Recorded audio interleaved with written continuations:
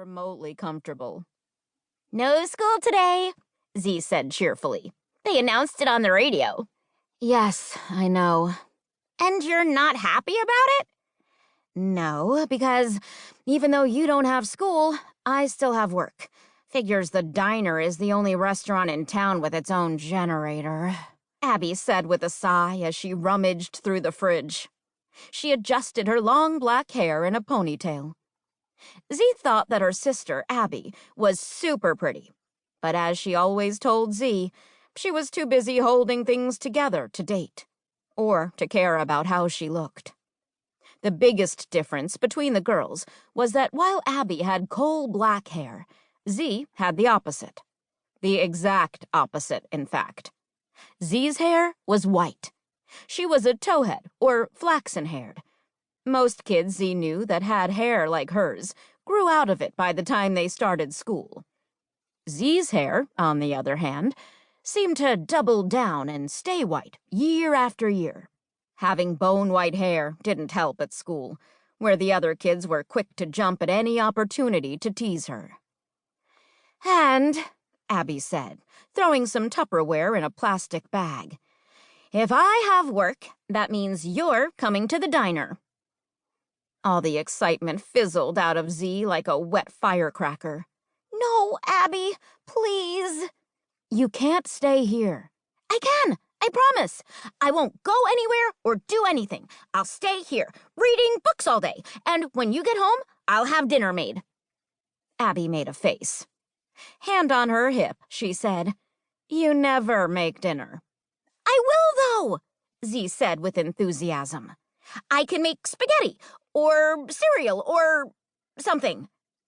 Truth was, Zee had never even boiled water, but how hard could it be?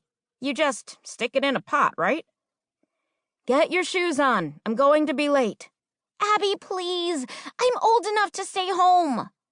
But Abby ignored her, moving through the cluttered, in desperate need of a cleaning, house. With it being just the two of them, and Abby working double shifts at the diner, things like cleaning took a back seat, even though technically it was Zee's job. But Zee's theory on cleaning was simple. What's the point? It's just going to get dirty again, so you might as well leave it. As Abby dug around looking for her keys, swearing the whole time that they were on the coffee table last night, Zee followed her, arguing about why she should be able to stay home. Truth be told, it was a rather convincing list. She was already on her 9th point when Abby, moving a pile of clean but unfolded laundry from the couch to the love seat, yelled in frustration, "Zee Puckett, get your shoes on right now!" It took everything Zee had not to respond. She kept her face as still as possible, even though underneath she was fuming. Having white hair was an inconvenience in 6th grade. But a nickname?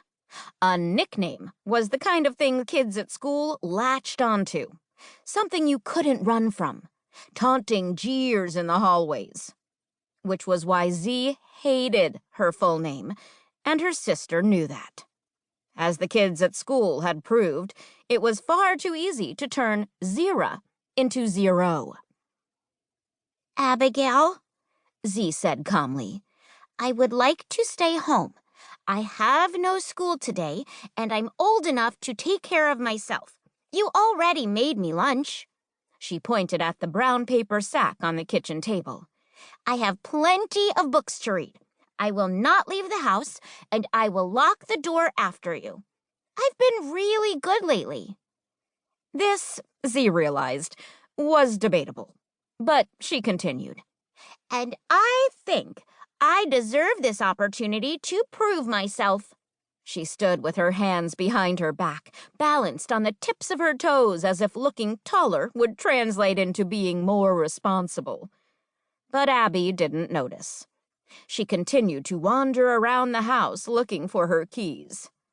"They were right here before," she muttered. She glanced up at the clock on the wall. "I'm going to be late. Again." Since Zee knew there was nothing that Abby hated more than being late, she counted slowly in her head. It was crucial to get the timing right.